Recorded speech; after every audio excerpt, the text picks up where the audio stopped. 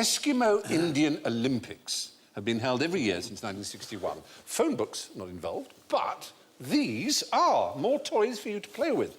Voila, voila. And I'm afraid you're going to have to prepare to get a little bit sticky. These lubed rods here, which are very icky. Trying to get me to do this for years. I'm sorry, Stephen, but this contravenes my super injunction.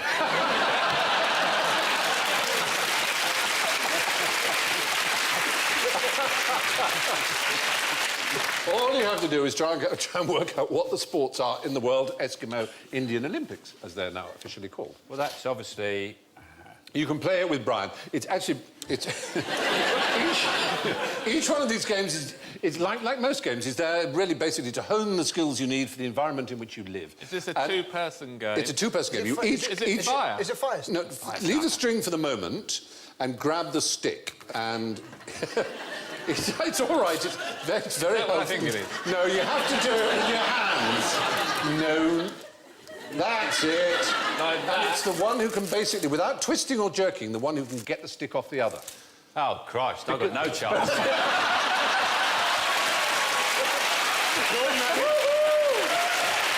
Sean won. There you can see them doing it. Go on, have a go. There you go. Right, this time you're going on the floor. There you go. Now, you're holding my hand there, Brian. Oh, sorry. That's it. I've only got No twisting or jerking. I think you're on one side. You're on one side. My hands are too big. Here we go. Can you go? Oh, look, eagle. No twisting or jerking.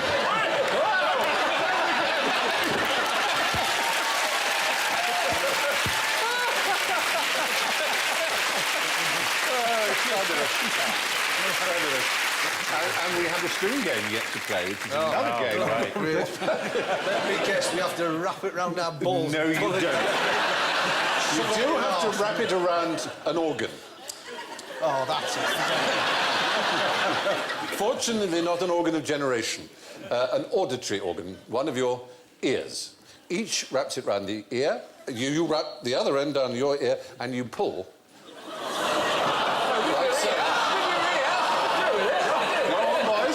Be brave.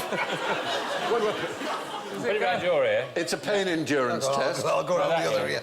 Oh, look what happened to his ear. I don't want that to happen to my ear. As you can see from the photograph, it's endurance and pain are really the... you've got glasses on, of course. I don't know if that helps.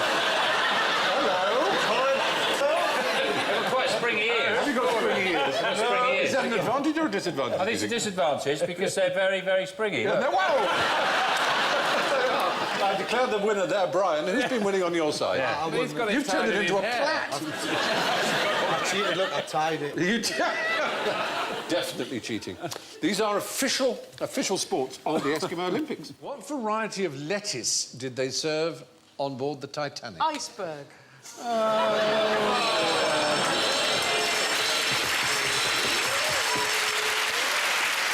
Well, bless you for...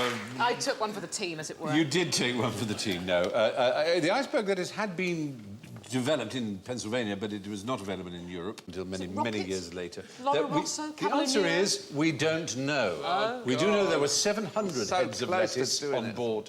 Make them sound like heads of state. I know, doesn't The it? most grand of all the lettuce, the head of lettuce. Why did they only have 700 lettuce? Because how many people were on I don't the know, Titanic? maybe... Either they'd already eaten that much and that's how much was saved, or they just didn't order that. Maybe, Well, they saved the lettuce, but not the people. 1,500 people died on that ship. Sorry. Okay, get the lettuce for crying out loud. I think I misread my card. It was, hold the front page, 7,000 heads of lettuce. One of the bloody things sank then. It was full of lettuce. Before they even started. Lettuces float. But Well, why did it sink then? What is wrong with these people? What did the Pope's librarian say when he first saw the rings around the planet Saturn? They initially thought the planet had ears. Ah, yes. That was Galileo. I mean, I don't think he actually thought it had ears, because Galileo was a genius. No, he thought like a jug. Ears in the sense of a jug ears, wasn't it? Yeah. No, that's Galileo, who was sensible. They are I'm remarkable. talking about the librarian of the Pope. Do you know... He genuinely believed that it was possible that after Christ's ascension into heaven, the rings of Saturn were where he put his foreskin. Yes. Now, you may think, oh, I'm trying to mock the church. This is all nonsense. But Christ, of course, was a Jewish boy, and like all Jewish boys, on the 8th day of his birth, he was They're circumcised. 50,000 miles across. They Imagine didn't know. the size. They weren't aware of that. I need a peg Jesus, to hang I've this massive foreskin on. I've got new respect for Jesus. That's some girth.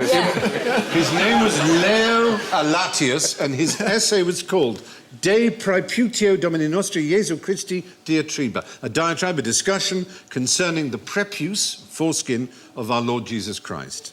This is how to interest teenagers in astronomy. this is how quick I've been missing. Is it out there as a relic? Well, like all the relics, there are 18 places who claim to have the Really? one true holy foreskin. Oh, they really? of Christ. Yes, there is. Catherine of Siena was one of the weirder of the saints. She believed that Christ gave her his foreskin as a wedding ring in their mystical marriage. What a gift. After her death, her hand was cut off and became a relic with its invisible foreskin on it as a ring. She was an extreme anorexic, a peculiar woman. She also actively sought out degrading experiences. She once drank a cupful of cancerous pus from a woman who had abused her. So naturally... Has she appeared on Mock the Week?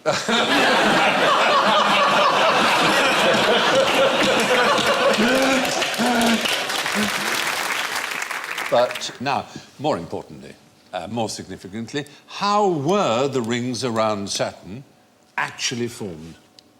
I'm going to play the card there. You are right. You're a true scientist. The fact is, nobody does really know, do they? There are two sort of major... Well done. Thank you. Well done. I didn't copy, I wasn't copying. Yeah. There's a Socratic acceptance of the limits of one's own knowledge, and there's ignorance. I'm not saying which is which. No, quite right. There are two major theories. I think there are two major theories. Is that It's right? thought there could be a moon that, Yes. that was either disrupted, so something hit it and fragmented it. Although they are almost pure water ice, which, come to think of it now, sat here, makes the moon theory a bit unlikely, doesn't it? Because moons are made of rock.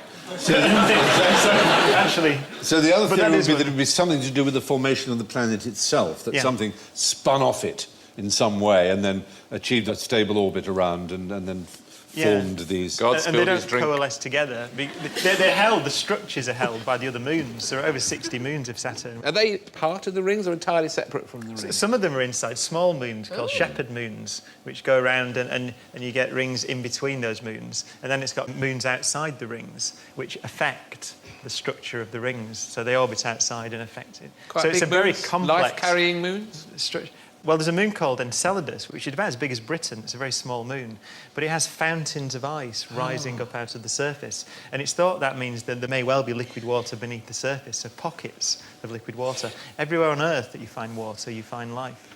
Of all these moons, like, this is the one thing I wanted to ask you. Of all these moons, which one's most likely to be the home to Ewoks? It would be Yeah. Titan. Titan, Has got yeah. a thicker atmosphere than the Earth. So you'd need to be furry. Good answer.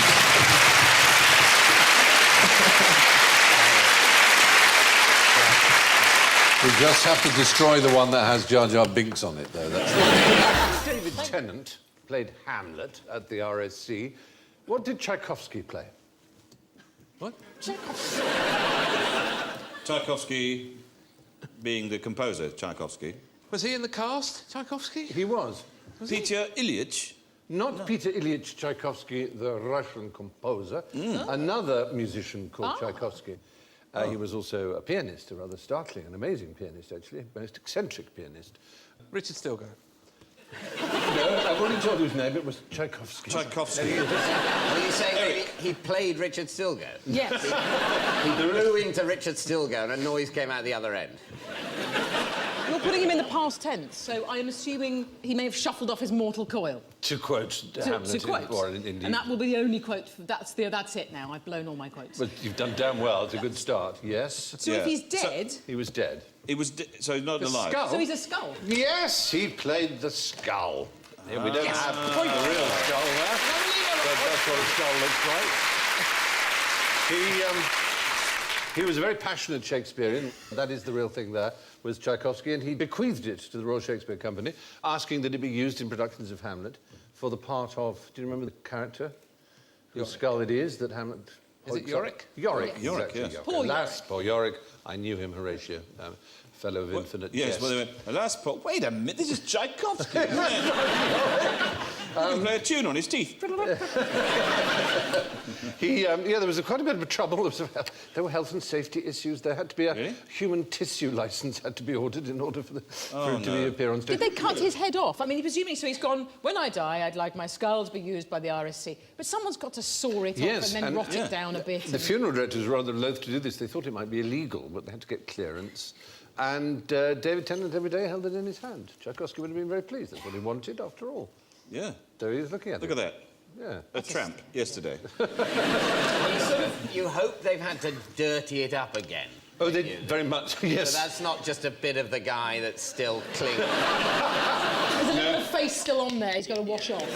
It's a long time since I've seen Hamlet, but because it's such a well-known bit, Yeah. you don't really question what happens in it. And it's an odd thing to do, to pick up a bloke's skull from a graveyard. It's someone he knew, and then to sort of go, alas, you know, I knew him well.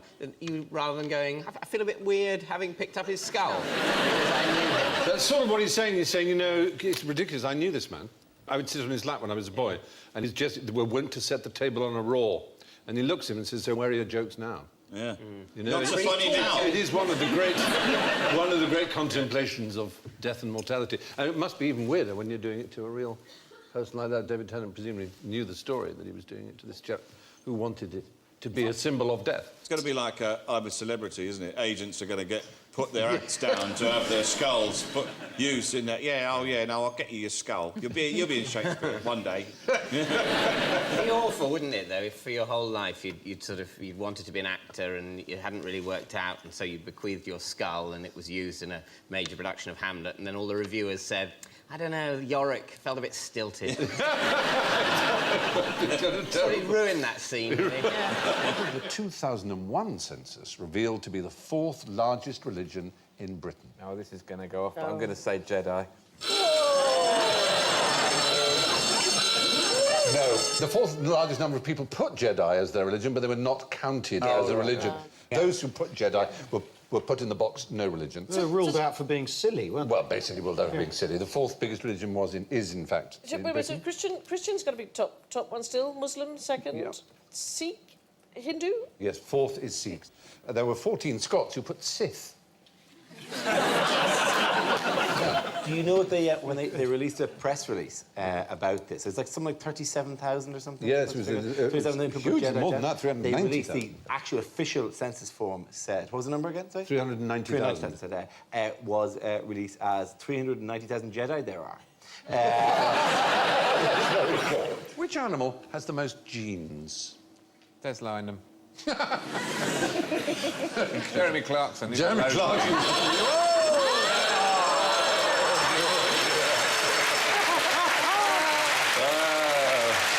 That's unfortunate. It's to do with the age, it's not to do with the complexity. Yes, it may be Jeremy Clarkson. Because some plant has got loads more genes than us. Yes, there are quite a few things that have a lot more genes than us. The fruit fly has many more genes than we do. But this is actually just a little water flea. And don't they think that's because of the age, that it's just been around for so long, it's mutated all these different times? Yeah, 8,000 more genes than the human genome, which is quite a lot. And it doesn't do much, it lies around. It Very carries its own umbrella. It carries its own umbrella. And it's a very important part of the food chain in water. It's eaten by fish. And... You can imagine the fish going, you can taste those extra genes. Yes. What What variety of lettuce did they serve on board the Titanic? Iceberg.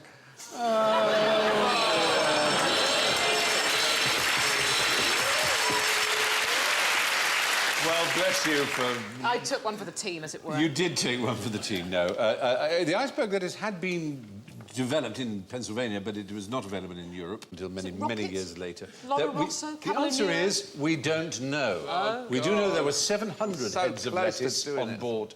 Make them sound like heads of state. I know, doesn't it? The most grand of all the lettuce, the head of lettuce. Why did they only have 700 lettuce? Because how many people were on the Titanic? Maybe either they'd already eaten that much and that's how much was saved, or they just didn't order that. Maybe They saved the lettuce, but not the people. 1,500 people died on that ship. Sorry. Okay, get the lettuce for crying out loud.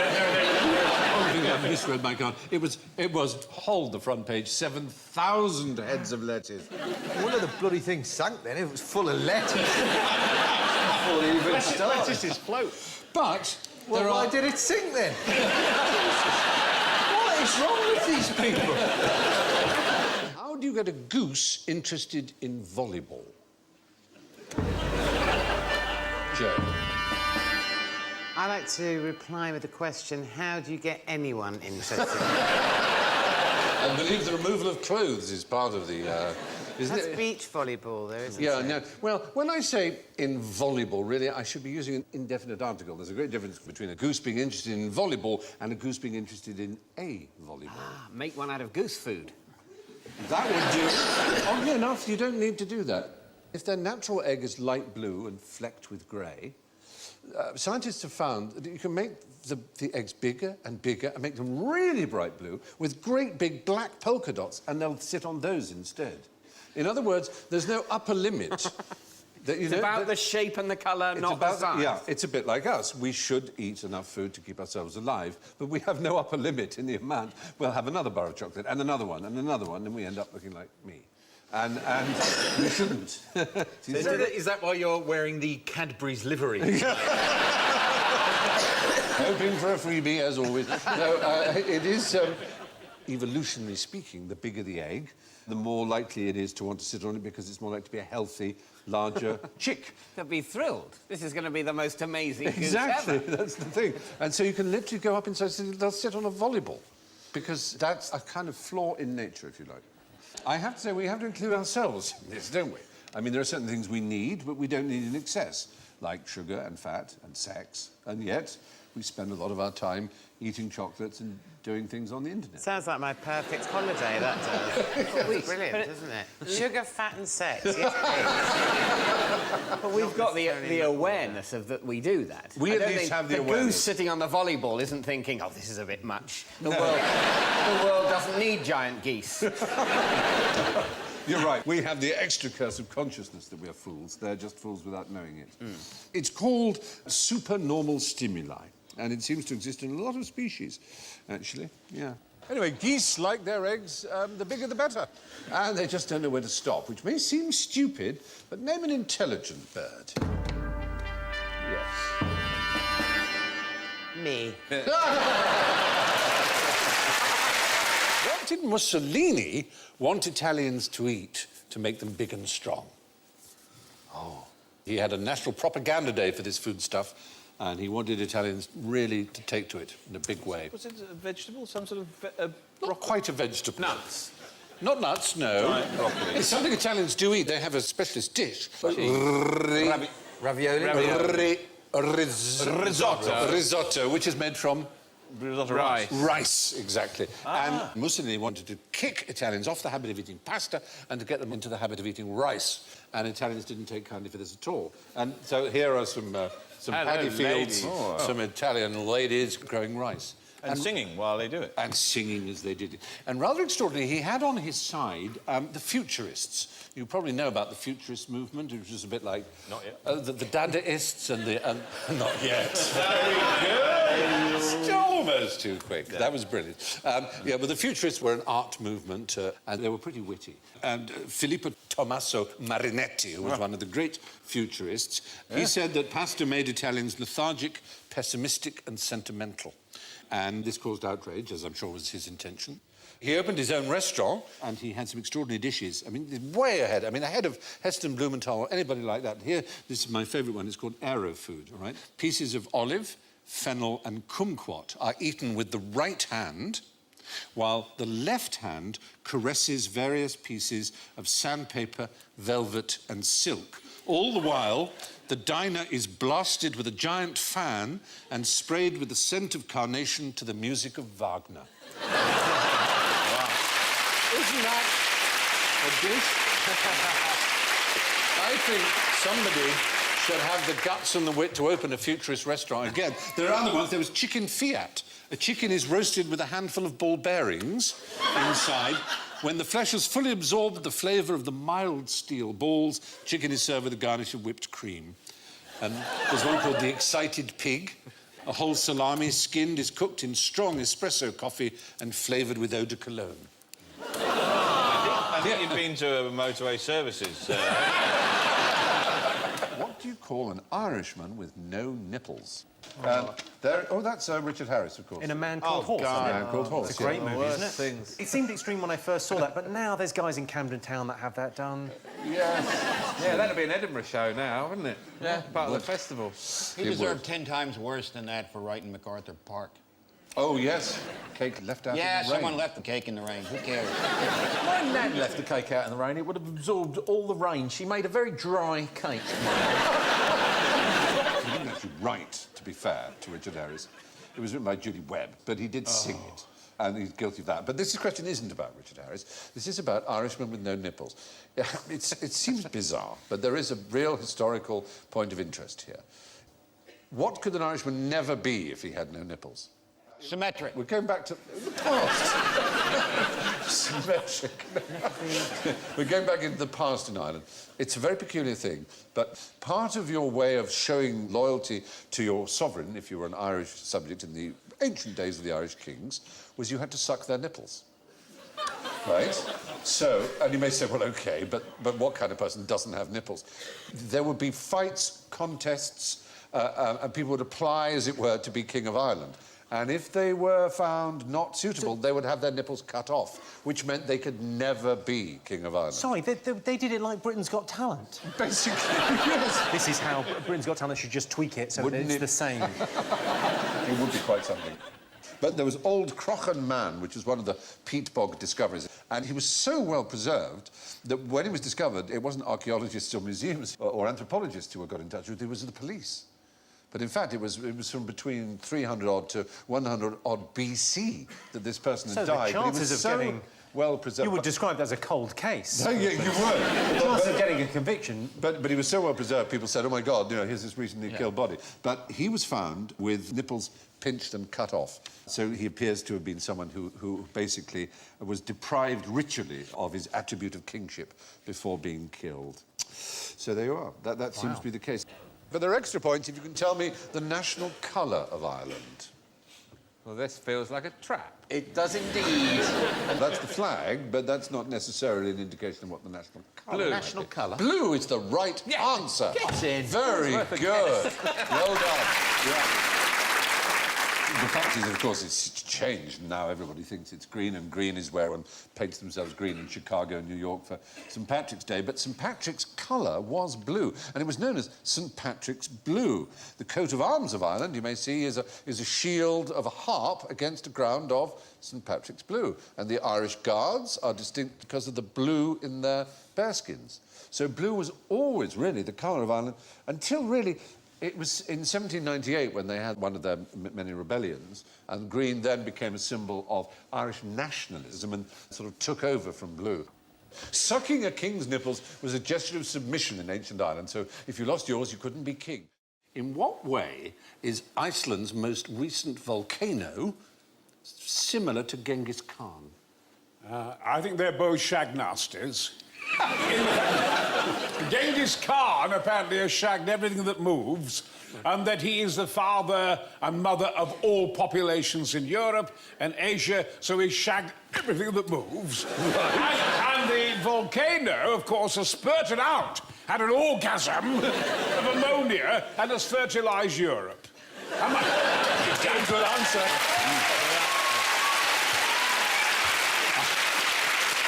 have to be brutally honest and say that's not what's on my card. Oh, shit! But if there was no such thing as science, you'd be right.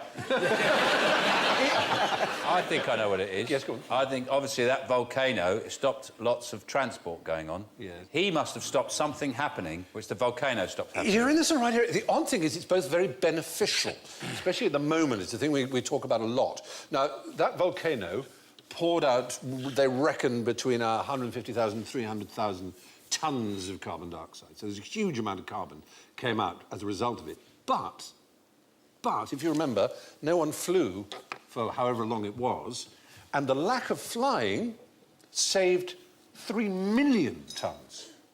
So, in fact, it was a huge offset of carbon. And in the case of Genghis Khan, he slaughtered his way across the world and had the largest empire the world has ever seen.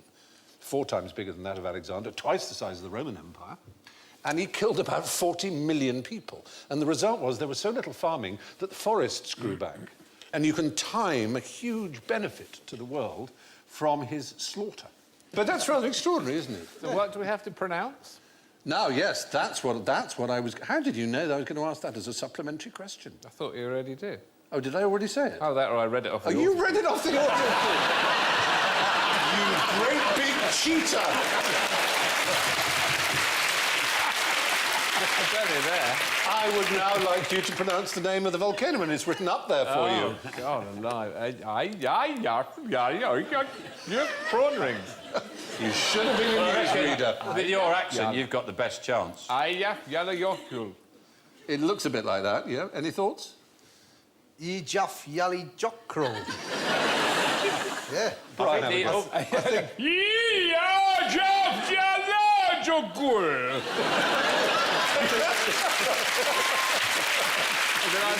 woman just got You may have set it off again by doing this.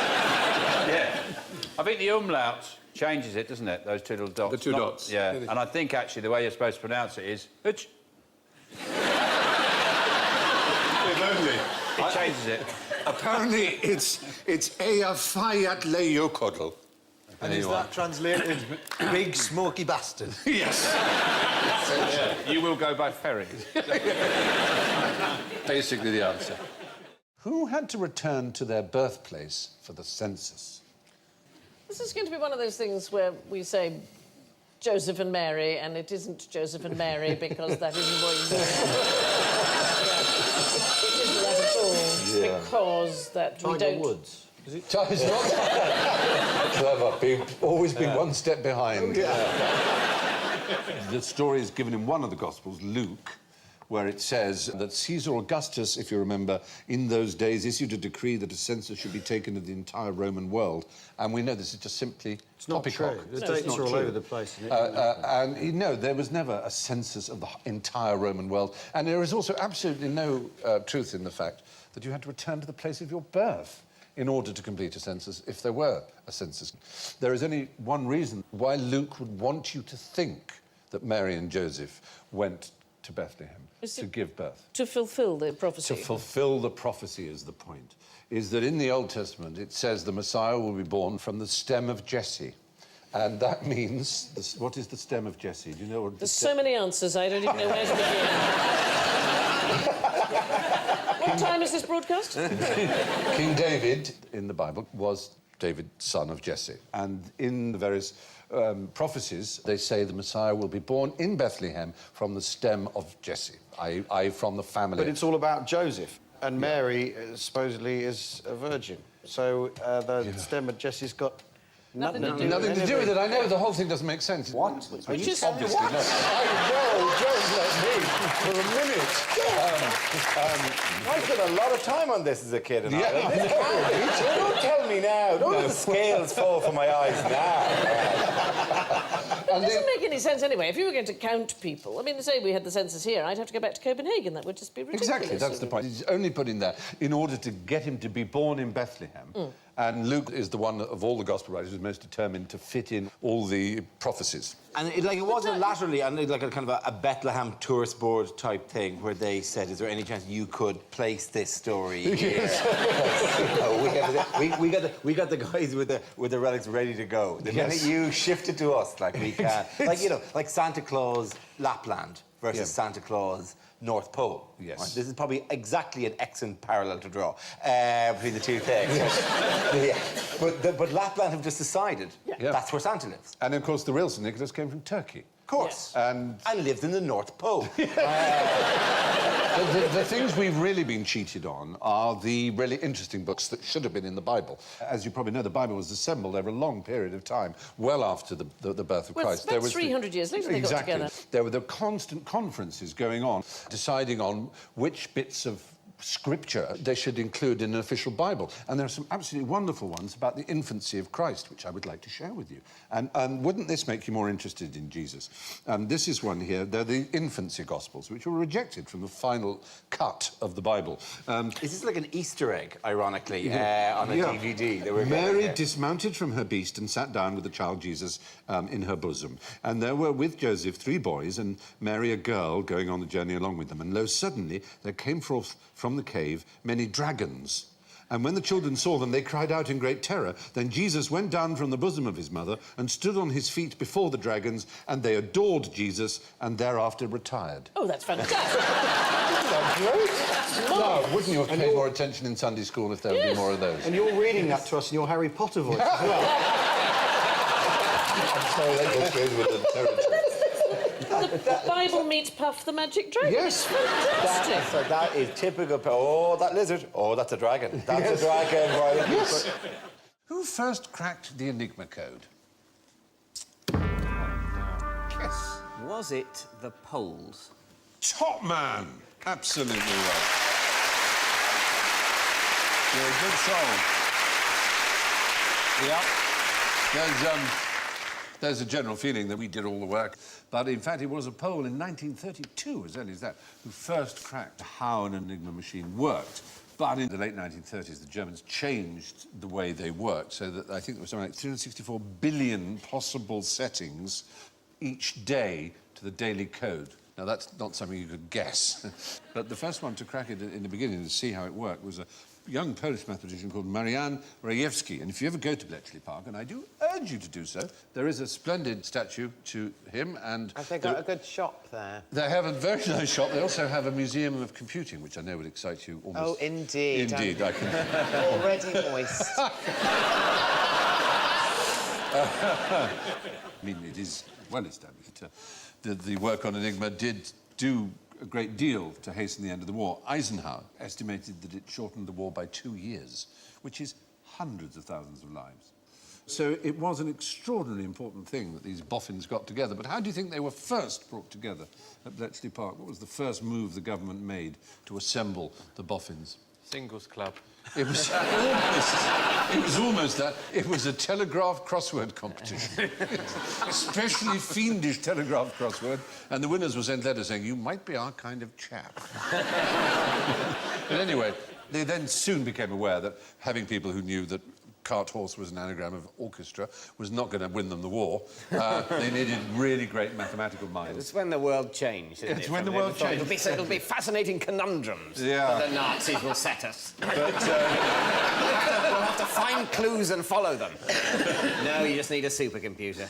But fortunately, there was a man ready for it. It just happened to be that history had thrown up a quite brilliant mathematician called Alan Turing, who was at Cambridge at the time. There he is. He's considered the father of computing, one of the truly great men of his time. And you may remember Gordon Brown making an impassioned but far too late apology on behalf of the British government for his terrible death. He was persecuted for his homosexuality and chemically castrated and then committed suicide by eating a poisoned apple. And there are many to this day who believe that Apple computers named their apple with the bite out of it in honour of Alan Turing, the father of computing. And I was in a position to ask one of the founders, Steve Jobs, and he said it isn't true, but God, we wish it were. It's just a coincidence, but they're very proud that people think it might be, because he was a simply extraordinary man. But the real fiendish thing was not Enigma, it was called Lorentz. And for Lorentz was used between German high command and Hitler himself, basically. And Lorentz was unbelievably difficult. And for that, Turing and his team built what really was the world's first computer. It was called Colossus. And it was way ahead of its time. It was quite extraordinary. It was all a complete sort of national secret until very recently, wasn't it? Or quite recently. Absolutely. There is Bletchley Park.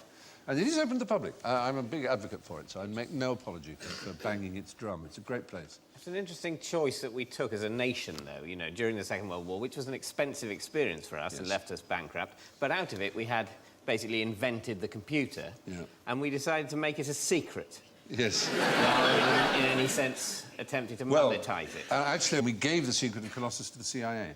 Oh, superb. Yeah. Oh, well. I know. That's an excellent move. It was. No one will be needing that. But there's a great memo, because there are a lot of people in the British government who thought, what are these people in faintly damp tweed with pipes and glasses doing, writing on bits of paper here? And there's quite a big budget. I mean, what are they doing? And Churchill had a look round, and the fellow explained to him what they were doing, and then there's a very famous memo in Churchill's hand that just says, give them what they want. It's fantastic, that, isn't it?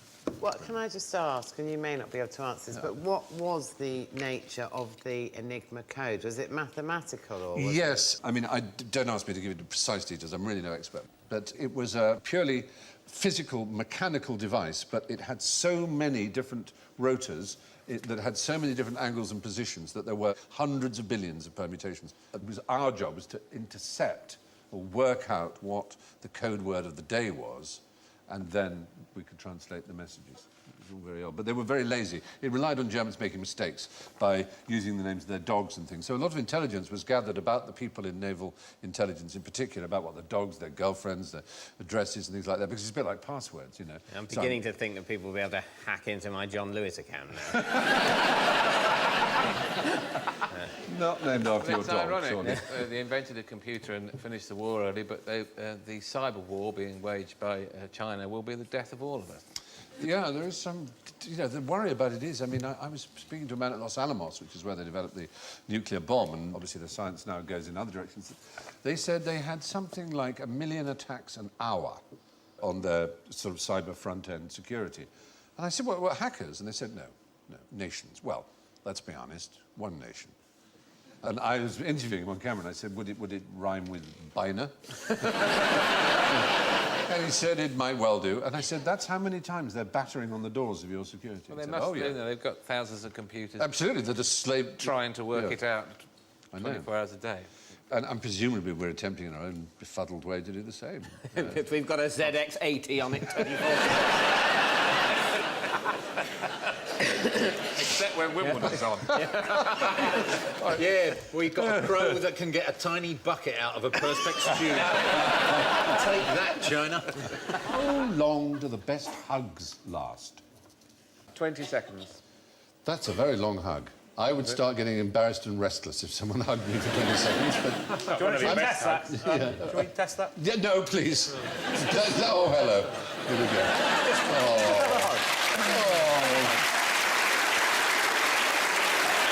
That was lovely. Yep. I'm on the clock. I'm on the clock. Yep, I'm on the clock.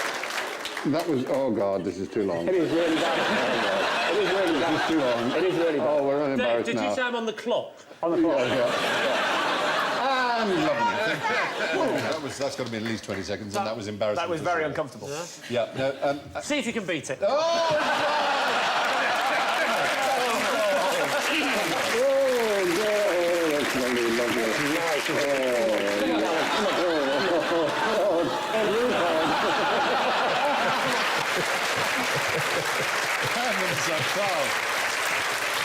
I've been waiting years to do this. Well, if you like hugging, I'm playing tiddlywinks and sod the lot. Right. That was lovely. That was unusual.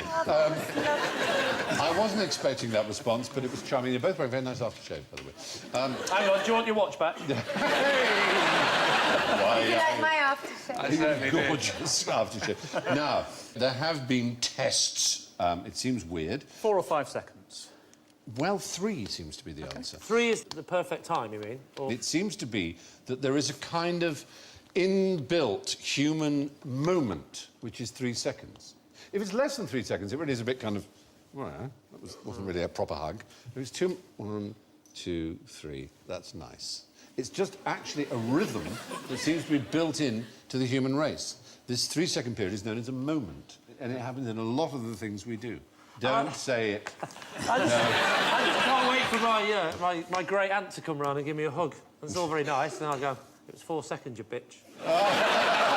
Next time you'll keep it tight or you don't come in. I think what spoils a hug is when the other person goes, and break. Yes. Prince Albert invent? Oh, a cock ring.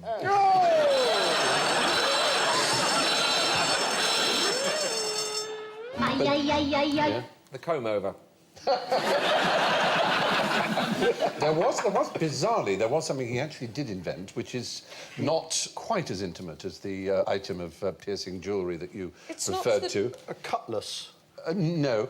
He and Victoria married, they were very young, they were 20 years old, and she was very nervous, and she wrote a diary, as you may know, and it was quite an intimate diary, and she described the wedding night, the actual events, not the full physical details, but she described the experience as both gratifying and bewildering. Isn't that rather wonderful? We've all been there. So anyway, they enjoyed enough to have 9 children, and what he invented was a device that allowed them to lock the bedroom door from the bed, to give them marital privacy. Isn't that rather splendid? Oh. Yeah. Dude. Yeah. Excuse me while I just... Yeah. So, but he wore very tight trousers, and this myth grew up in the middle of the 20th century that he somehow anchored his penis to one side of his body or another by means of some sort of ring that was therefore able to pull it backwards so that it wasn't on show at parties because he was a Victorian and it would have been rude wearing such tight trousers. But there is no evidence for this. Captain Scott take to the Antarctic to keep his lads entertained? A first edition of Razzle. Yeah, because he was going to take strippers, but out there, so many clothes. Yes. He just sat there going, oh, come on. It was for musical entertainment. A gramophone.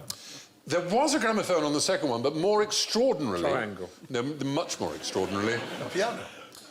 Not just a piano. Hammond organ. A player piano, a pianola. Oh. A pianola, you know, the kind that plays itself like so, with a piano roll. God, I bet they were delighted. I mean, they took we used to have one of those, and you do it with your feet. That's right, you power it with your pedals, and the punched paper goes through, and it plays itself like that. I suppose they figured that out there it's so cold, you wouldn't want to be playing the piano, would you, with your fingers enough, out? on one of his and if you did have your gloves on, it'd be a right racket. On one of his first expeditions, he took a real piano, only to discover that nobody on board could play. So when he went on the second one, this company were very pleased to furnish him with the pianola, being an exciting piece of modern technology, and 20 rolls. And on the final expedition, the one in which they all perished, another company got in and gave him another pianola with 250 rolls, each one being a different piece of music, of course. And he actually took it off the ship. It took real effort to get it on land to the first base camp, just so they could have music. Yeah. And they didn't drag it to the pole with them. They didn't take it all the way to the pole. No. That would be odd. That would have been a bit silly. Leave it there. Yes. You get there as loads of others. Amundsen's taken a whole band. It was very interesting to put a kind of sad note to the story, was that, of course, Scott got there and he went on the known route, which was tough, going up the glaciers and so forth.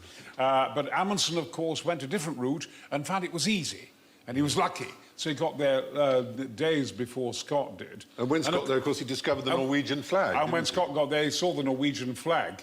And then Scott, coming back, was depressed and so forth, and they all died gradually, one by one, etc.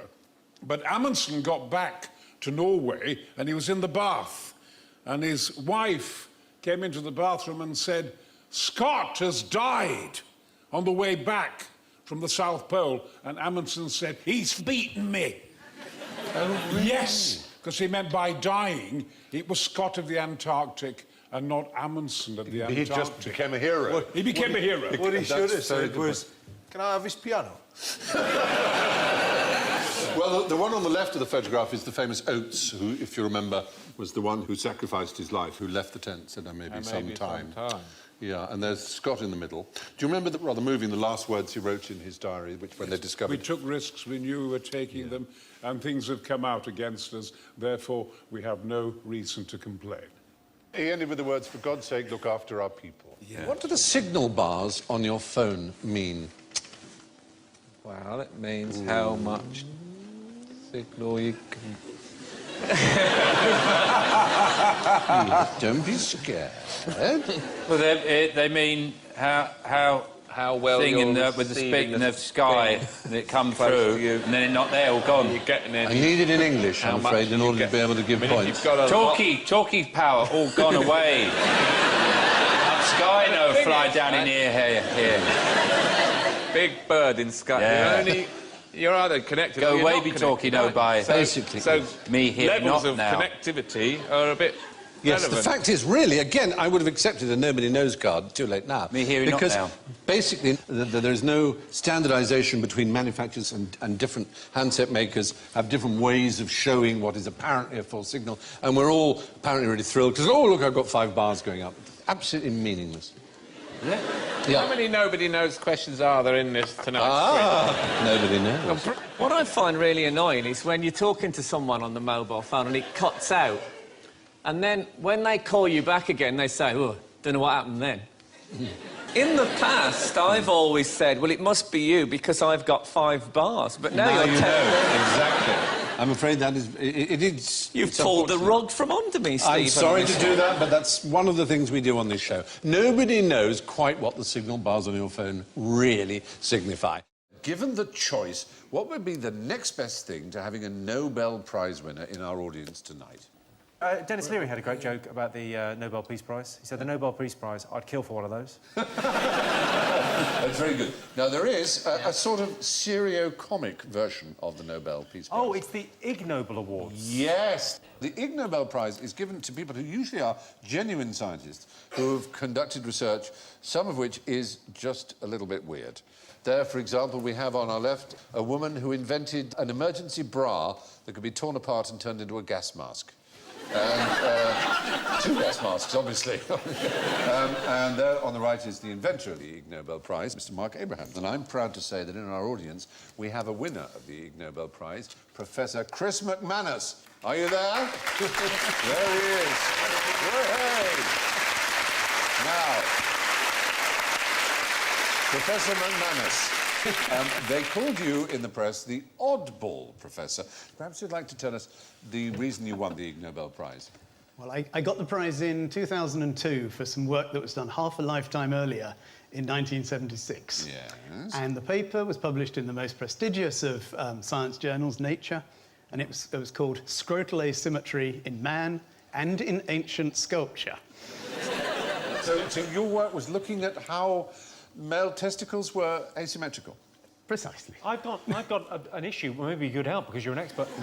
Perhaps I should examine you afterwards. It's probably easier. I think I can explain it. One of mine is bigger than the other 2.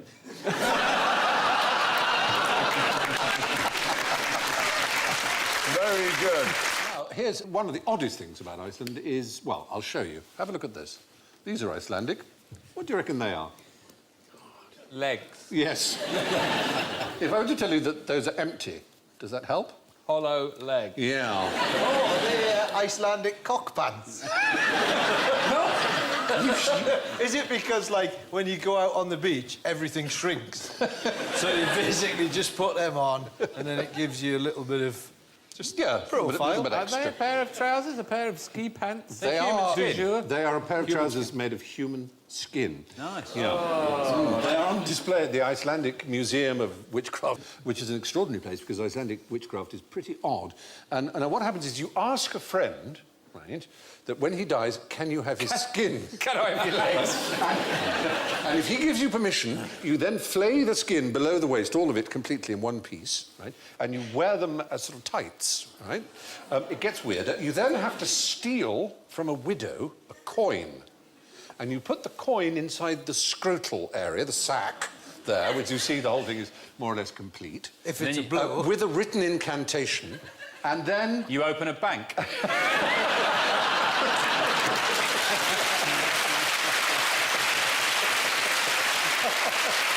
that's how the Icelandic economy works. Yes. Well, then apparently, well, sort of do, because then the scrotum apparently fills with money. So that's the incantation. They're sort of necropants. There is an official word for them. Necropants. Yeah, dead pants, yeah. That's the sort of thing you see advertised at 3 o'clock in the morning. Eurosport. Do you want necropants? The Icelandic name is Nabrok. Now, I've got a little task for you to do, a little Christmas party game. I've got these phone books here. And what's happened is they've been interleaved. That's all it is. There's no glue or anything. They've literally, like a pack of cards, one page inside another. So it's two... It must have taken ages. So it did. Our props people are very proud of their work. There you are. We'll share. All I want you to do, you've got ropes there, is just pull them apart. So you can take one each. Can't be done. Go on, pull them apart. It can't be done. Go on. There you go. Try. You can't, can you? Be done. You literally can't. It's quite extraordinary. Strong as Brian is... Go on, try and pull, Brian, pull. All it is...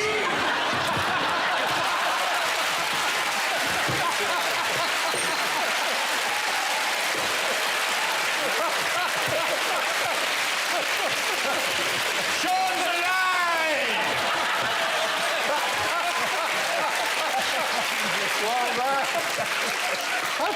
How come your water wasn't spilt? That's magical. Yes, it's an old trick. Me and Brian have been doing this trick for years. But that is, I think, proof positive. I'm trying to sit on the top of my tipped-up chair.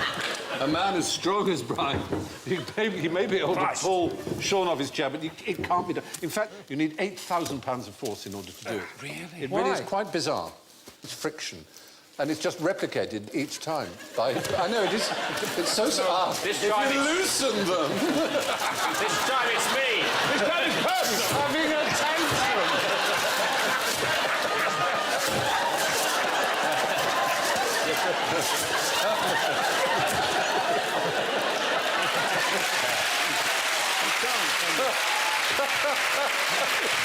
Still can't do it.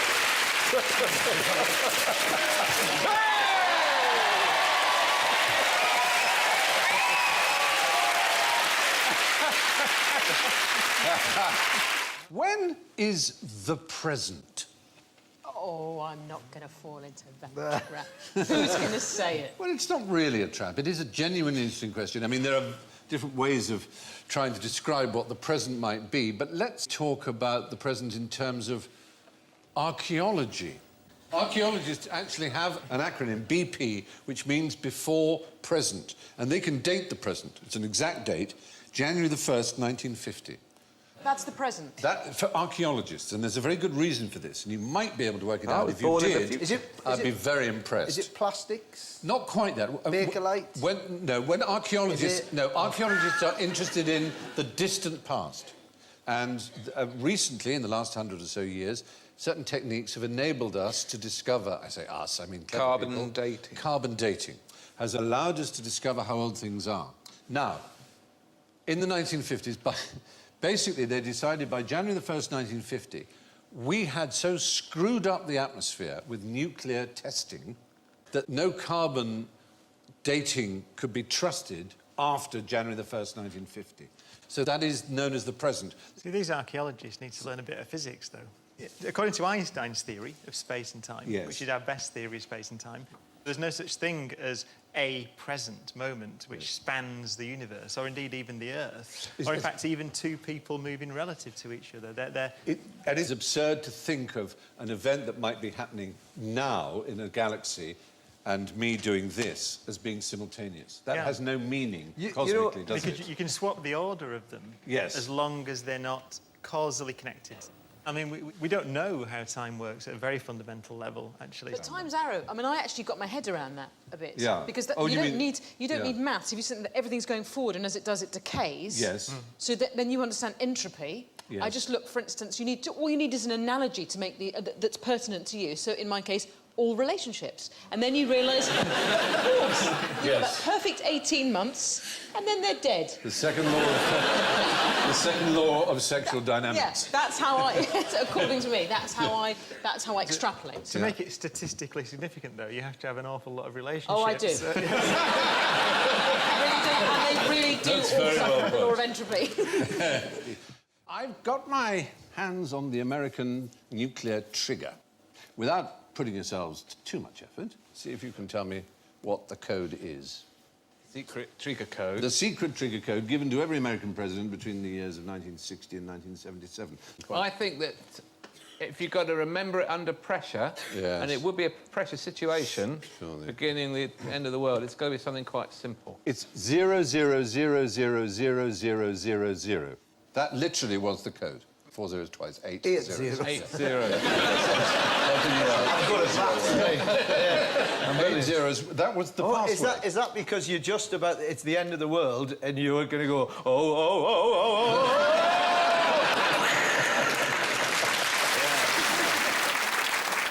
Did the president, when he's testing this, did he do the chip and pin, you know, that little dance you do when the shopkeeper just looking at you and you kind of go, or pretend to press?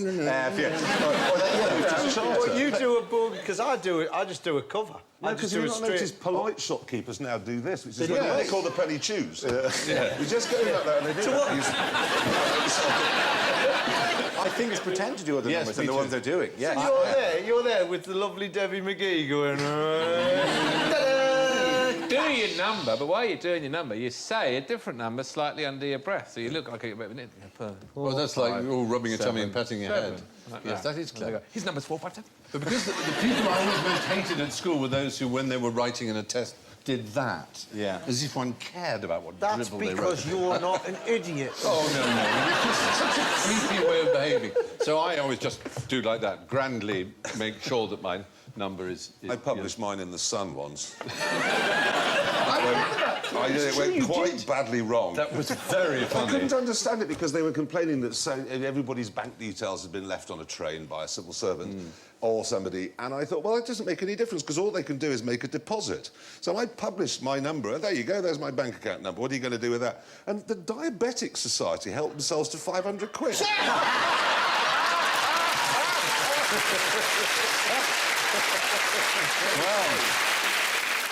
What did Mussolini want Italians to eat to make them big and strong?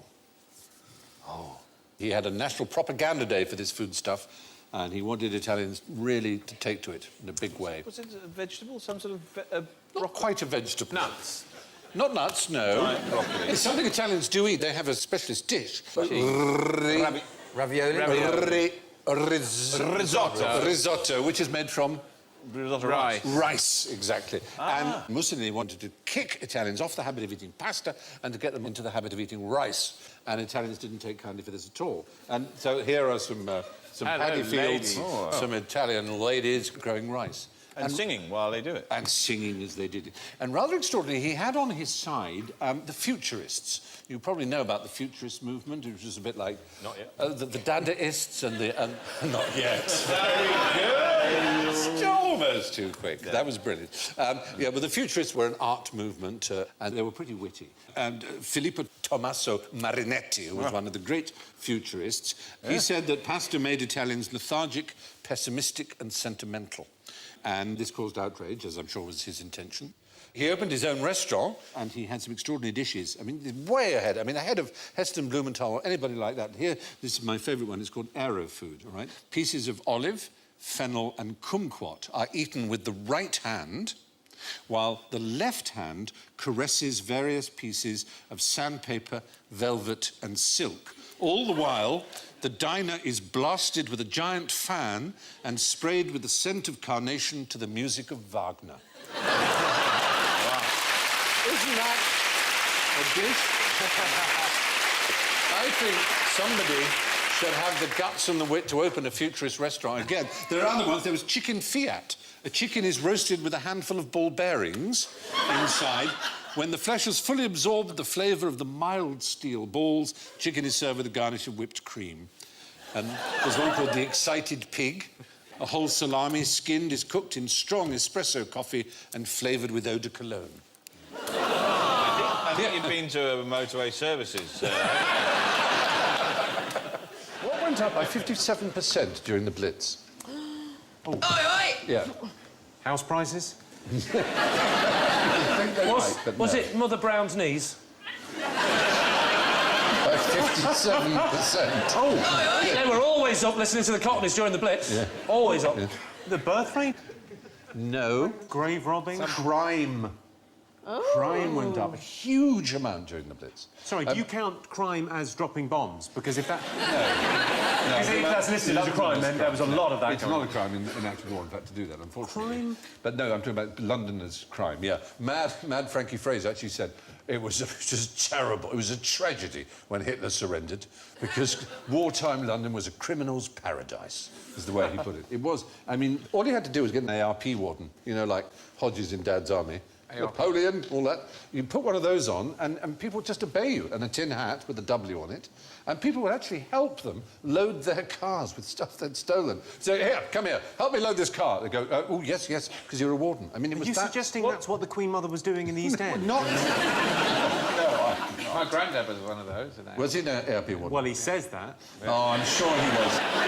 So was it mainly... There was looting. It was looting, but there's also scams. There was one fellow called Handy who made a claim for his house being bombed out, for which he got £500, 19 times before they caught on to him. And, of course, ordinary people also were committing crimes through ration books. People who didn't think of themselves as criminals were, you know, black marketeering or involving themselves in the black market. But, yeah, generally speaking, it was a very good time to be a criminal because the police and everybody were concerned, obviously, with bombs falling on houses and people dying in incendiary bombs. Is there truth in the... Because I read a thing about the... Well, the house would be bombed and people would be dead and then people would come and steal watches and yes, and things. I'm afraid so, yeah. It's really sort of grisly... I'm afraid it is, because we think of it as our finest hour and, you know, the Blitz spirit and so on, but unfortunately there's always human nature, there's always another side to it. And, of course, there was a huge amount of bravery and camaraderie and communal spirit and so on, but there was also, sadly, the darker side. Ladies and gentlemen, we've arrived at our first destination, which is India. And what I want to know is which of these two gentlemen is going to make the better policeman? Well, one of them's noticed the camera and is presumably about to arrest the photographer, and that seems to be what policemen do nowadays, so I'll go with that one. Interesting. I'll say the And one... he's got a biro. Yeah, the one with the pen. Writing notes down. And also the other one seems to be more concerned with how he's looking. He's smiling, chatting away. The other one's a bit more sober, more professional. I think it's the guy in white behind them. He's plain clothes. He's mingling in, he's mingling. You've missed the one detail that the state of Madhya Pradesh will actually pay policemen an extra 30 rupees a month to grow a moustache. Really? They consider that policemen are better. They're better in all kinds of ways. They're less intimidating, they work better with the community, they're more respected by the public. Yes. They're extraordinary. It's bad news never ceases to disappoint, does it? Well, it's not unique to India. British had pretty weird ideas about moustaches. In India, they're considered a sign of virility, but at the moment there's a north-south divide. In the north of India, it's rarer to have moustaches because in Bollywood and the cricket team, of course, the great heroes, tend not to have moustaches. But in the south, in Tamil cinema, they all have moustaches. Everybody has a moustache. And that is just considered absolutely... It's Steve Wright in the afternoon, isn't it? I've never trusted a moustache. I'm pretty the other way. That's very interesting, because in the British Army, in 1860 onwards, it was a regulation that every soldier had to have a moustache. You could be imprisoned for shaving your upper lip. Right up until the First World War, then you had the option of being able to shave off your moustache. So it's not unique to India. Why did they suddenly in the First World War? Suddenly we're fighting total war. The moustache, that was clearly ridiculous, the moustache. So surely they'd think, if we need moustaches, we need them more than ever now. I think it should be beards. There, they give you a certain, don't they? I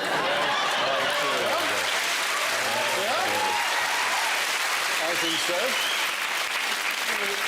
But this, yes, sort of moustache is going to win. Thank you. It's going to win a war, isn't it? But as you can see there, that's British soldiers, typical British soldiers, all of them moustache. I'm just imagining, Stephen, that moustache is going to have its own website by the end of the... How long do you imagine the longest moustache in the world might be? 24 feet. Well, that's a little bit too much, actually. OK. It's 12. It's 14 feet. 14 feet. There it is. It's pretty impressive, isn't it? Wow. I mean, this man makes a living out of it. He was in the film Octopussy, oddly enough. I can't remember what he did with his moustache, but it is... it's pretty impressive. Do you distrust him? Deeply. Very... If he turned up to do a bit of woodwork in the house, you know, and he just did, well, I measure 14 feet, well, I must be... I'd naturally feel... You wouldn't want to stand at a urinal, would you? Oh, yeah. Oh, dear. Trailing around on the floor. He's ringing him out, that's what he's doing. You might like to see a picture of some interesting moustaches there. But, and I have what you might call moustacheabilia. These are real things used for people with moustaches that were used in the great moustache growing period. This is simply to drink. It's a little silver, rather beautifully made thing you put in a cup so that you can sip through here without, without staining your moustache. Keeps your moustache Yeah, keeps your moustache nice and dry. Similarly with soup, you would want a soup spoon. You would just sip through that part there. Oh. So you take your soup like so, and you just... like that. And again, I keep my moustache nice and dry. Nice and dry. What else have I got here? And this, you may remember that something... Haven't invented the straw. Albert Finney. Albert Finney had something like this, didn't he, in Murder on the Orient Express? This is at night, when you wish to keep your moustache. No. And you put this round your ears, like there, and there. What's that for, though? I mean, what... you say you want to keep your moustache. Keep your moustache from what? Escaping.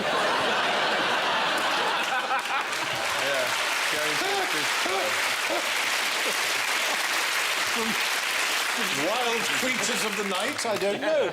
People who might come and nibble at it in the evenings. There's a slight air of gimp about it. There is. It's something a little unusual, isn't there?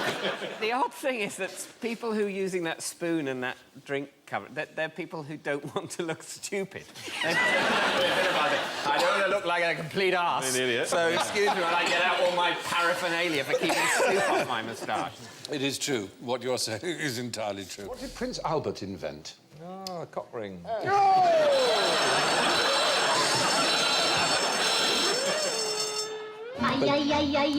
The comb over.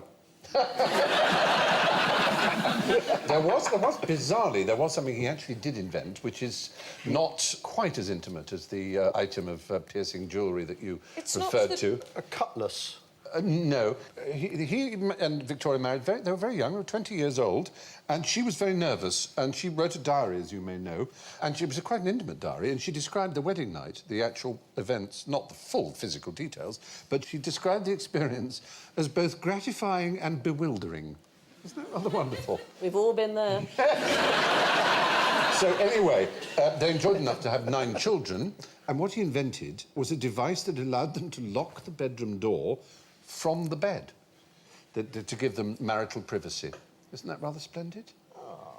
Yeah. Dude. Yeah. Excuse me while I just... Yeah. So, but he wore very tight trousers, and this myth grew up in the middle of the 20th century that he somehow anchored his penis to one side of his body or another by means of some sort of ring that was therefore able to pull it backwards so that it wasn't on show at parties because he was a Victorian and it would have been rude wearing such tight trousers. But there is no evidence for this. This woman stop staring at you? What? She's... Oi, oi! Yep. She's only human. Well, she's got her needs like anyone. Are we being suggested to say because their eyes are following you around? Yeah, they do. No, they room. actually... I mean, not they don't literally follow you around the room, but that experience is wherever you are in relation to that painting, she is looking at you. What if you're behind her? Behind the painting? That only works on paintings of owls, surely. There are other paintings. What's the most famous painting in the Wallace collection in London? You know you're looking at the wrong person, don't you? Yes. Lee, you know what? Sometimes your eyes are following me around the room. Certainly not. I honestly thought someone was stood behind me then. It's the... I think I might know this. Yes, Is the Cavalier? Is it the Cavalier? Yeah, the Laughing Cavalier. The Laughing Cavalier. My friend's house. Yeah. Very good.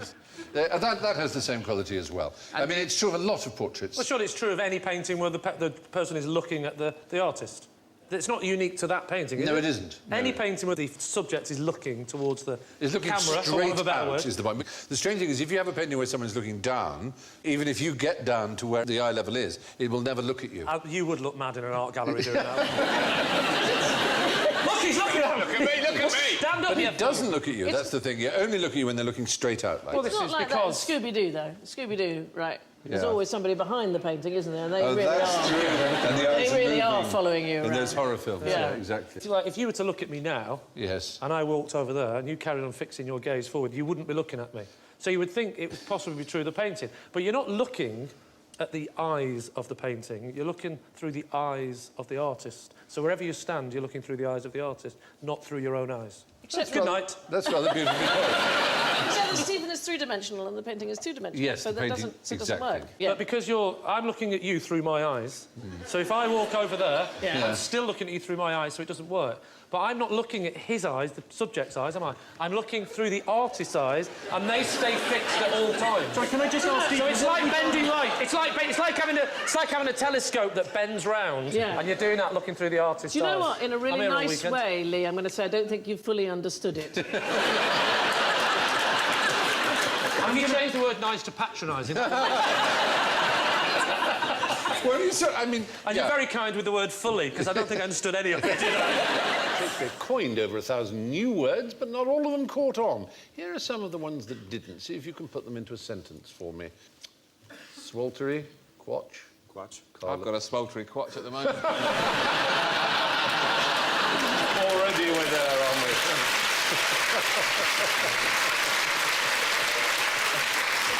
It happened when I put my kicky wickies on. The cock will be function. I've always been near-legged. You're a boggler in those I'll times. boggle my Carlot. You're Foxton. What happened to Cockled Boggler? Car lot, that's a thing. That's where people sell That's a sexy second-hand garage. cars. Yes, well, that's true, actually. It's just well It has ahead of its taken time. way ahead of its time. Yeah. A boggler is a very clumsy burglar. Or it's a burglar that can't believe the stuff he's getting his hands on. Look at this DVD player. Well, he used it to mean a hesitator, one who boggles. I don't know if that was anything boggling the mind. What is a kicky-wicky? Is that like a Russell Brand's version of a football or something? It's an affectionate term for a wife. Oh, my dear Kicky-Wicky. A kicky-wicky is not an affectionate term. Domestic violence is a lot more acceptable. Oh, the old smashy-washy. The old battery-wattery. Punchy-wunchy. And a quatch. Or is it a quatch? It's actually an adjective, I think. Fetch. Quatch. Quatch means be a bit podgy, a bit quatch. Oh, you're a bit quatchy. Yeah. Sort of, yeah. Luckily, I'm wearing a surgical truss. Plump, shall we say. Whappened, or wappened, is corrupt. That's never really caught on, is it? But look at the ones that did catch on. Here's just a small example of words that are first used in Shakespeare. Accessible, acutely assembled, barefaced, beguiling, critic, even-handed, eyeball, Frenchwoman, hunchbacked, neglected, overpower, promising, radiance, revealing, rose-cheeked, schoolday synonymous, three-legged. A French woman is a bit of a stretch. French woman. He invented it. He invented taking the space out. Yes, he may have done. Even-handed, bewitchment. This is my wife. She is a thingamajig. I don't know. What can I call her? Oh, French woman. I think you're She's a French woman. French woman? Of course, you can't be absolutely certain he invented all these because there may have been in use before, but he is often the first printed source we have for them. He presumably had to have a pretty good idea that people would understand what he was going on about. Yes, exactly. Oh, I've done it again. Oh, no. You know, this bit of rough is not behaving. I've said that before. Best-selling children's author has something to say on rabid dogs, suicide victims, slaughtering cattle, and how to tie your shoelaces. Aye, aye, aye! Yes, Steve. Katie Price. It's a wild stab in the dark. That was the title of her second book. Was it How to Slaughter Cattle? Yeah. Yeah. This has probably sold 150 million copies since its first publication. Sorry, is it in the children's book? It's a book written for children, yeah. Look at the boys looking Which round part at the of dog's Timmy genitals. are you looking at? He is. Dick. That's Dick there on the left. Dick. Dick, Anne and Julian. Julian and Dick is Anne. looking at Timmy's bits. Girls, eyes forward. Boys going, hello. You see, even he did like you. So, It's an old English book? published in, in the Edwardian era. We're looking at the name of the book or the author. The name of the author Around that time, was Graham, Robert, Graham? later Lord Baden-Powell. Oh, the Scouting for Boys. Scouting for Boys is the right answer. Scouting for Boys. It's Yes. something on suicide. It has. It has an amazing entry on suicide. Maybe you'd like to hear it. I would love to hear it. When a man has gone so far as to attempt suicide, they don't count women for some reason, a scout should know what to do with him. In a case where the would-be suicide has taken poison, give milk and make him vomit. which is done by tickling the inside of the throat with a finger or a feather. In the case of hanging, cut down the body at once, taking care to support it with one arm while cutting the cord. A tenderfoot, which is scouting for novice... Hard to make that sound very simple. It does, doesn't it? A novice is sometimes inclined to be timid about handling an insensible man or dead man, or even seeing blood. Well, he won't be much use till he gets over such nonsense. There you are. Slaughtering cattle, advice to young boys on how to slaughter cattle. If you're a beginner in slaughtering with a knife, it's sometimes useful to first drop the animal insensible by a heavy blow with a big hammer or the back of a felling axe on top of the head. Kindest thing to do, really. Stopping a runaway horse? He doesn't give advice on that, does he? He does, yes. Lie down. That would stop the horse. Oh, no, they don't tread on you. No, Oh, I know, play dead. How would that stop the horse? I'm thinking of ferocious grizzly bear again, aren't I? And what you don't do is stand in front of it waving your arms. That's the mistake to make. What you should do is go to the side and basically just ease it towards the side of a wall or the side of a house. Oh, yeah. And then catch Well, the yeah, when it's running, Yeah. you ease a running horse to the side of a wall. Don't worry, lads, I'll just ease this running horse to the side of a wall. You'll see you on the corner of its eye and it will be pushed towards and it will slow it down naturally, according to Baden-Powell. Give us a hand. I can't. Uncle Pete's hung himself. What about saving someone who's fallen in front of a train? Oh, don't... Oh, well, I know this. You ease the train up against the wall. If the train is very close, lie flat between the rails, make the man do the same till the train passes over, while everyone else will be running about screaming and excited and doing nothing. You're supposed to jump on the track with him? Yeah. And push his head down? Yeah, keep yes, lie I'm going to flat. do Does that, that work, though? Is there such a big gap between the wheels that some you... people does in movies, but I wouldn't be the one to try it. That'd be great if you hung yourself and then a scout cut you down and you went, oh, well, don't worry, I'll jump under a train. And again... He's here again! Hi, mate. If by some terrible, terrible concatenation of circumstances, both my co-pilot and I on this flight were suddenly taken ill, how would you land this plane? Can't they just land themselves on an instrument's landing? Can't you... I'd stop reading the Kindle on the steering wheel.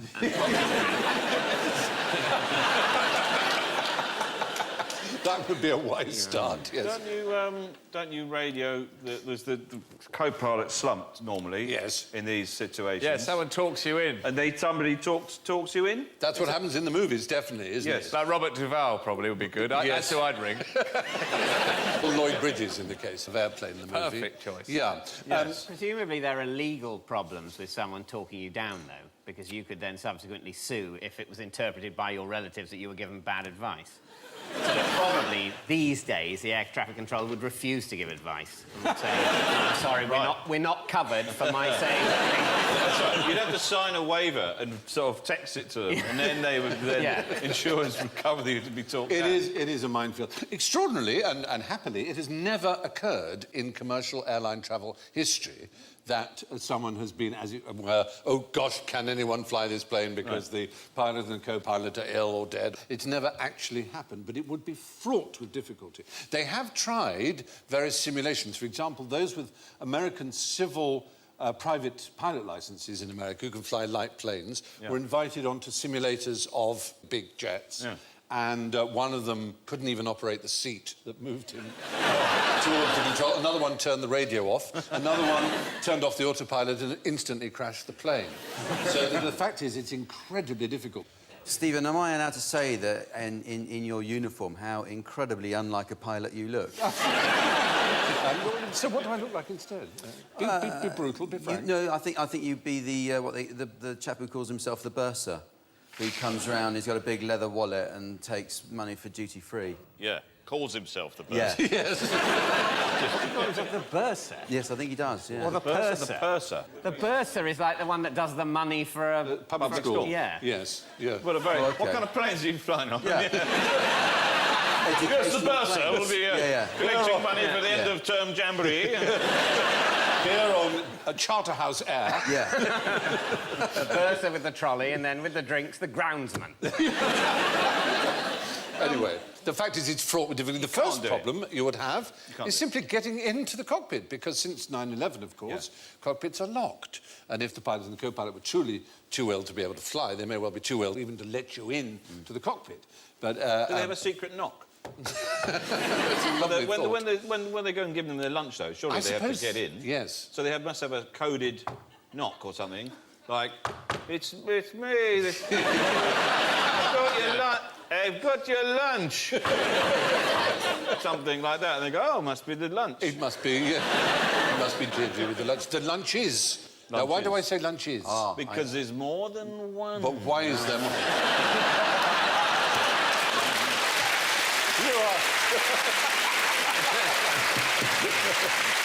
You are accruing points at a fantastic rate. God, I tell you what. Yes, there are more than one. But why would there be more than one lunch? Why would that? They have to eat different meals. Yes, the pilot and the co-pilot must eat different meals. Oh, in case one of them gets botulism. Exactly, so that if one is by accident poisoned or whatever. And in the case of extra long-haul flights, there are 3 pilots, not 2. So you can't get into the cockpit. It's very, very dangerous. Never been done. Yeah, So... and if it was on autopilot, you'd be able, obviously, to fly level and it would continue. But once you got into the landing situation, yes, the kind of film scenario would take over whereby you would be told how to operate the flaps and at what speed. But there are so many variables in terms of glide path and vertical and horizontal axes and so on. It really is extraordinarily difficult. There is an auto-land system. There's no way of flying it remotely, then, from the ground? Like with just somebody with a Wii or something, you know. I don't know. Maybe one day. Someone comes in the room. What? Why?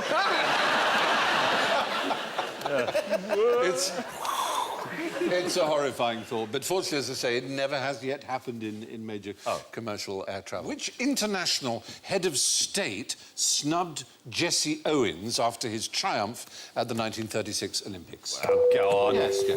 Hitler. Oddly enough, it's not true. It's what the whole world thinks, but it isn't true. And we know this from no greater source than Jesse Owens himself. In fact, it's a really rather sad and a very typically, I'm afraid, unfortunate story. Jesse Owens, as you probably know, won 4 gold medals at the 1936 Berlin Olympics. The Olympics were stage managed, of course, by Hitler. Now, on the first day, Hitler congratulated only German winners. And someone said to him that he should either congratulate all the winners or none of them. So he said, well, in that case, I won't congratulate any winners. So as it happens, he didn't personally congratulate... He didn't personally congratulate Jesse Owens. Were you looking at that? The bloke on the far right is just going like that at That bloke on the far right To be fair, is I called think... Hermann Goering. I think surely they're all on the far right.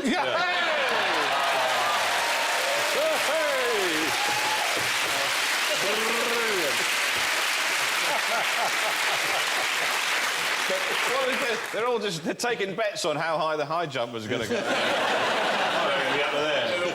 The one on Hitler's left thinking, I didn't get the memo. I didn't. How to dress. Well, no, it is rather extraordinary. As I say, Hitler decided on the second day that he wouldn't congratulate anyone. So he didn't snub Jesse Owens at all. In fact, according to Jesse Owens, he said, when I passed the Chancellor, he arose, waved his hand at me, and I waved back at him. Hitler didn't snub me. It was...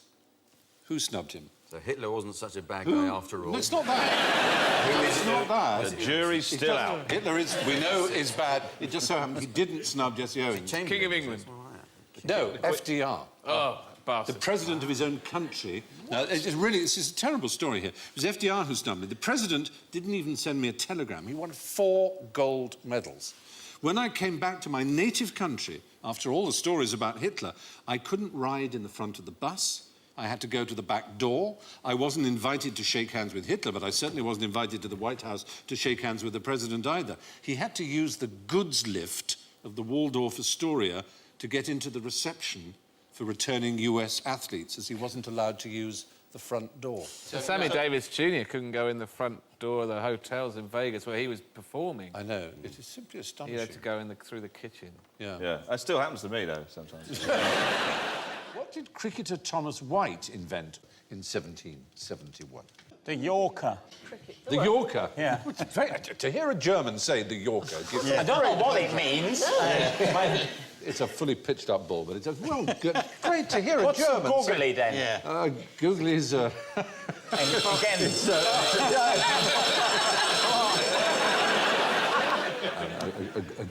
A googly is a leg spinner's offspin. It's disguised. It's Comes very on the back. complicated. And how does the Duck versus Lewis method work? Oh, nobody knows that. That's far too complicated. No, he didn't invent any particular type of bowling or of batting, but he looked at the laws of cricket and he noted that there was a rather glaring omission, and he thought he thought, splendid. Oh, with a big bat. Did he have a big bat? Yes, he came with a bat that was wider than the wicket. This enormous bat. It was Chertsey versus Hambledon, which is the equivalent of Surrey versus Hampshire. So after 1774, they incorporated a law that said a bat must be no wider than 4.5 inches. But this fellow, Thomas White, I suppose you could call him a cheat, but he was within the laws of the game as they were at the time. And there were others. There's an American footballer called Lester Hayes. Does that ring any bells with you?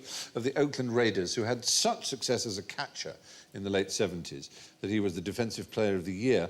But the reason was that he covered his hands and gloves with an adhesive called Stickum. And he actually admitted, he said, without Stickum, I couldn't catch a cold in Antarctica. But that's so clearly cheating. They must have spotted Well, that. there was no rule against There was no rule. They had to introduce one, which there now is. There was a jockey at Belmont in New York who, in 1923, died of a heart attack when on a horse and won. The horse won. Oh, right. And, of course, the bookies didn't want to pay out. But there was a rule that said the jockey had to be in the saddle for it. There was no rule that said he had to be alive. Well, he was a brilliant jockey, then, if he clung on even though he was dead. Exactly. Pretty amazing. Keep going! Yeah. So the lucky punters were paid out. Where was Louise Brown conceived? Yes. In a test tube. Why did the skin coming out my mouth? Like, what you fool? Louise Brown was indeed the world's first in vitro fertilised baby. She wasn't. But it wasn't a test tube, it was a petri dish. So she's a fraud. She's been telling everybody she's the first She never test tube claimed baby. to be. She's The the news- first petri dish baby. The news claimed she was the first test tube baby. There's another Louise Brown, who's 91 years old and lives in the Stewartry of Dumfries and Galloway, who has a record, we think, in the United Kingdom, which is rather extraordinary. There's no way you could possibly guess it. It's got to be the oldest something or other. Well, she... Oh, is it too late for this? No, we definitely know. We could ask her. We could ask her. She's still alive. She doesn't know. We think she's the most prolific library book borrower in the country.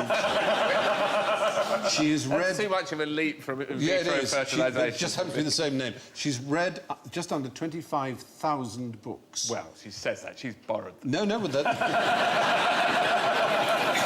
12 a week. 12 a week, and she's never once had a late fine. That probably proves that she doesn't read them, the very fact she gets them back on time. I think it's rather charming. They're mostly Mills and Boon romances, war stories and historical dramas. But that's it, 12 books. Barbara Cartland was writing that many. Yes, exactly. Just for Louise to keep reading. Yeah. I was going to say if Louise is watching, but she isn't. She's reading a book. But if Louise is watching, we salute her in the world of dying libraries. What were the first words spoken from the surface of the moon? How appropriate, Sean. Hello? Can you hear me? It was... It was the clangers, was it? It's the who got there clangers. first. But it wasn't one small step for man, because he hadn't gone on yet. Very true. Very good. So what else was it? Well, he was like, come on down, Neil, it's fine. It's fine, don't worry about it. What's the big deal? Golf club. Yeah. Great to be here in Philadelphia. I mean, the moon. Well, let's sort out who said it.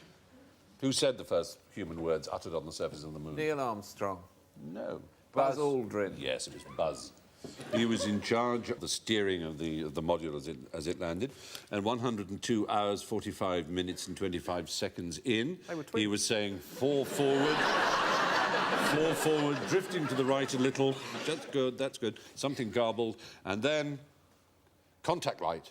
And the contact light that showed they had landed was on. Those were the first words spoken. Not the eagle has landed, and certainly not small This step. is the moon. This is the end of the line. Please, please make sure you have all your bags and all your personal possessions. What do you know about Buzz Aldrin otherwise? Dad had a sense of humour. Yeah. Why is that? Well, he called him Buzz. Ah, but he didn't. He called him Edward Eugene Aldrin Jr. Yes. His sister... I think I'm right, actually. His sister called him Buzz, because she couldn't say brother, so she'd say Buzzer, and he became Buzz. He eventually made it his legal name. He had the hand of a monkey.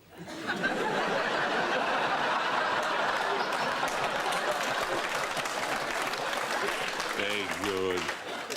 What was his mother's maiden name? Surely you know that. Smith, Brown, Jones. Moon. Moon is the right answer. Well done. Did you know that?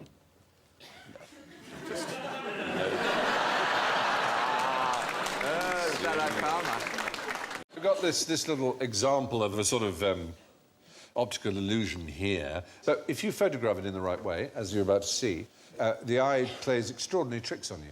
So there it is Einstein. There he is in profile. Wow. And there's the inverted bit, but hello. Oh, Your eye tells you wow. that's poking outwards, and yet it isn't. That's the inside bit. And your eye refuses to believe it until you get to that. That's great. Oh, you're twisting my melon, man. Isn't that extraordinary? Why does it do that? Why? Well, it does that because your brain is programmed to recognise human faces. And it's one of the first things babies do is look at faces. And you expect to see a face. And even though you know it isn't a real face, your brain fills in the... I did it again. It's an astonishing illusion. Does this, Stephen, does it only work with Einstein? Would it work with another man? It would work with any human being. It is really creepy. It's amazing, isn't it? But it's done it. I can't believe it did it the same trick twice. I know, the point is... So, listen, we're not going to fall for it this time. And yes... OK. No way. Got 3 times on the run. Outside, outside, outside, outside, outside, outside. This is going to be inside, Lee. Inside, inside. How do you do it? Wow. How do you do it? It's so clever, isn't it? He's so clever. It is literally... We literally filmed this. I mean, you can see... That's all it is. This is a great trick. I might cut my head in half and scoop out my brain. What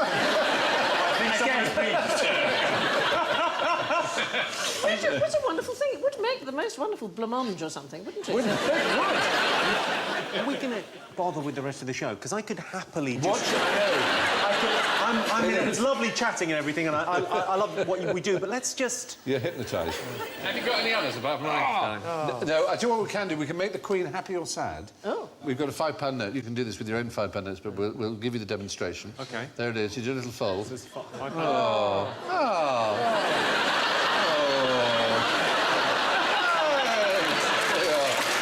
Why would you swallow a pill made of a poisonous metalloid? Yes. Would it be because you got really pissed one night and then you woke up the next morning and realised you were next to Michael Winner in bed? Well, oddly enough, until you got to that last point, one of the uses of that poisonous metalloid was as a morning-after pill, but its other use was for the other end of the body. It's a metalloid called antimony, and it's a poison. But it was popular in the Middle Ages as a pill because it's very good for constipation. The weird thing about it is you'd make a pill of antimony, because it's metalloid, it'd be like... It would pass through the body. You would then rummage through your leavings and wash it and use it again. Rummage through your leavings. Wasn't quite sure how to put it. You're certainly going to use that again, though. I like that one a lot. And these things would get handed on from father to son through generations. And they'd use the same one. Because it was so rare. Father's leavings and his father's leavings. This pill was good enough for your great-grandfather. So that's the earliest example of a repeat prescription. Yes. Very good. Hundreds of years. Absolutely. But the other use of it was an antimony cup, where you would pour wine into it overnight, when you'd had a large evening, and then in the morning you'd take the wine that had been soaked in this antimony cup, as it were, and it would make you vomit instantly. So it was used as an emetic. So it was just really... So what is it? It's a naturally occurring... Yes, it's an element. And it's an irritant, presumably? Because there's a mnemonic for remembering laxatives, which is there are bulkers, lubricants, irritants, softeners and explosives. And explosives work like... they work like cholera. You've got to sort of stick them up your bum. That's right. Technical. Or suppository, as we comedians say. Yes. So that's for a really serious case of being stuffed up. Yeah, proper phosphate enema rocket fuel Wow. on a skateboard. In ancient Egypt, there was a doctor whose specialised function was to administer enemas to the pharaoh. He was known as the Neru Phuit, which literally translates as shepherd of the anus. It's an official job. Rather pleasing. So with the crook, you mean? It's obviously not a natural thing. Animals don't pump warm water up their arses, do they? It doesn't seem to happen in nature in any way that we know of. How did it come about? Well, they are very popular with quacks. I think there's something quite attractive about how transgressive it is to squirt a lot of something up your bum that makes pretend doctors feel like real doctors. But there was a guy, John Harvey Kellogg, the man behind the man behind the cornflake. Yeah. So he had this this big kind of quack clinic that he ran, where the moment that you arrived, you had to make a visit to a man called the Rear Admiral, who would bend you over and fill you with fresh yoghurt, and then you would poo that out, and then you'd be ready to crack on with your detox. And they would deal with your thrush at the same time. What time's this show going out? Will people be... Well, I mean, it is almost the most kind of basic fact about us all is that we poo. And also that we are, as we age, supposedly, we get more obsessed by it. I mean, it's sort of all you've got left, really, isn't it? And there are stories of nurses who get sent stools by grateful patients. You must have heard those stories, eh? They're not necessarily grateful. It's an expression of love. No idea why, but that habit has followed me through into my comedy career. There was a chap recently who tried to kill somebody by... he packed his anus with explosives, and it was a Middle East prince, I can't remember which one, but he showed up and went... And his plan was, shake the guy by the hand and then trigger it. But unfortunately, the body is very good at absorbing explosions. That's why, heroic acts where people jump onto hand grenades and stuff. So all that happened was he shook this prince by the hand, the bomb went off, and he just sort of bounced up in the air slightly and then crumpled into his knees. And the prince, like any sort of royal, just went, very good.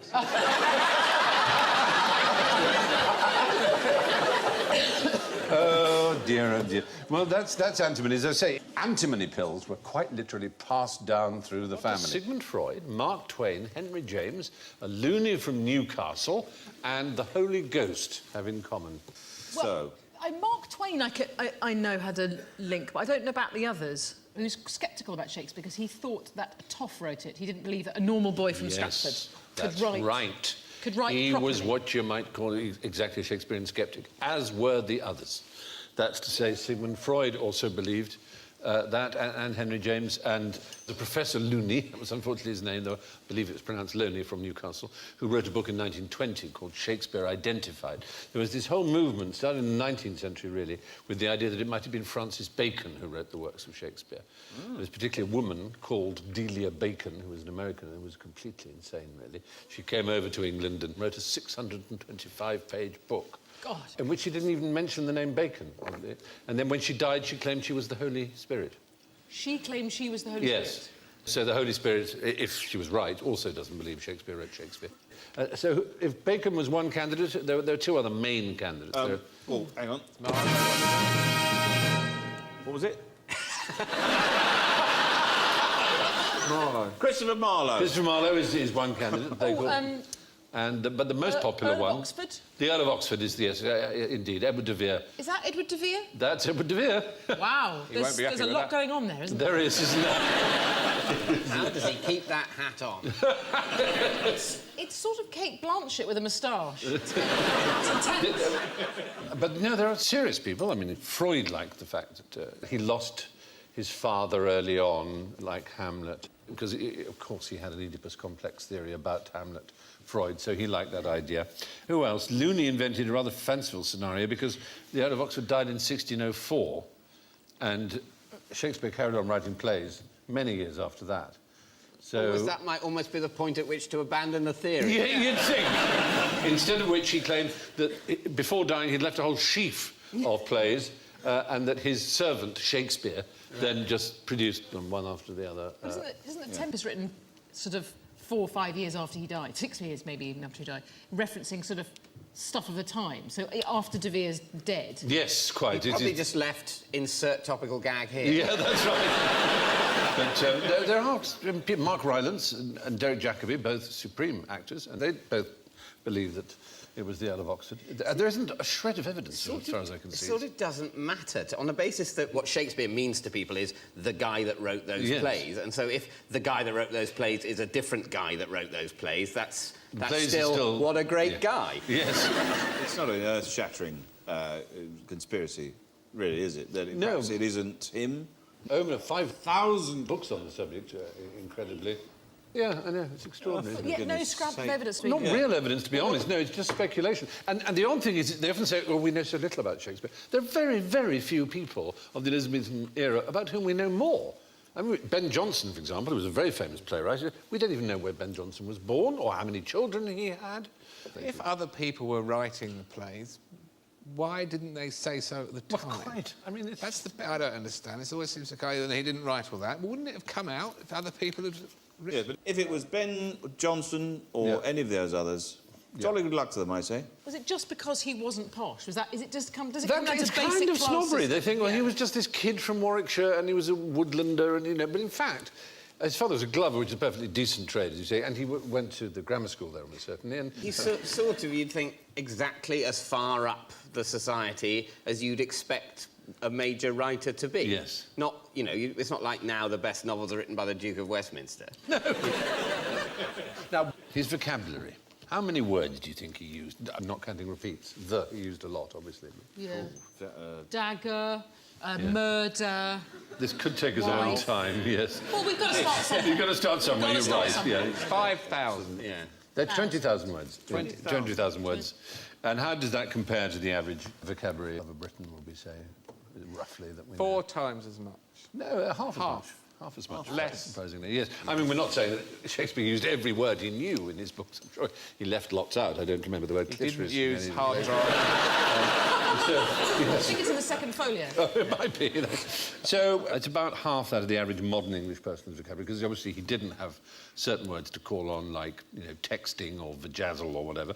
But on the other hand, he did have, guerdon and bodkin and fardel, which we don't use so much. Yoghurt, Yoghurt. I don't suppose Shakespeare knew what yoghurt was. Broadband. Broadband. There are a lot of words. In The Sun, David Crystal, who's a well-known linguistic fellow, and he estimates that there would be about 6,000 words in any complete issue of The Sun, whereas the King James Bible has just 8,000. So this idea that we're all dumbed down to a lower vocabulary is not necessarily. Why did the colonels-in-chief of the Royal Dragoons and the First King's Dragoon Guards fail to turn up for duty at the start of the First World War? They were entwined in an embrace.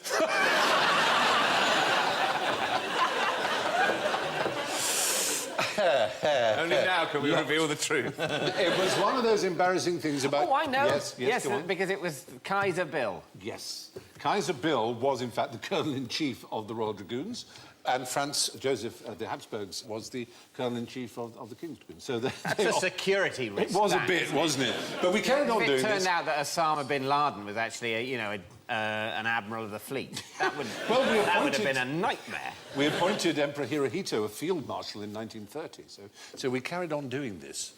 So obviously there was a bit of embarrassment to begin with when they had to go to war with their own colonel-in-chief. It was eventually sorted out, and we pretty much spanked their botties. We pretty much did. After only 4 years of carnage. Yes, that's right.